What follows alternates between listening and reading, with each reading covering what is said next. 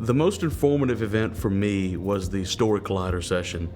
Bringing in these professionals that help us craft our narratives, how can we incorporate that into our manuscripts, our presentations, the different types of stories we could tell. That was really enjoyable.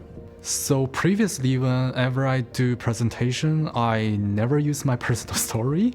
So that's, I think, very inspiring. Storytelling and science communications is something that every person understands, that you need to know that.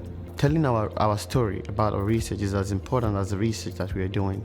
So if you don't know how to tell the story about your work, I'm afraid you may not be able to move it forward. You see these great stories out there and you say, oh, that's amazing. I will never be able to do something like that. But then somebody come and they explain you how to do that, to see all these examples and to break it down into pieces and to be able to create our own stories and to share it with the friends that we have done so far in the program. So that was very nice.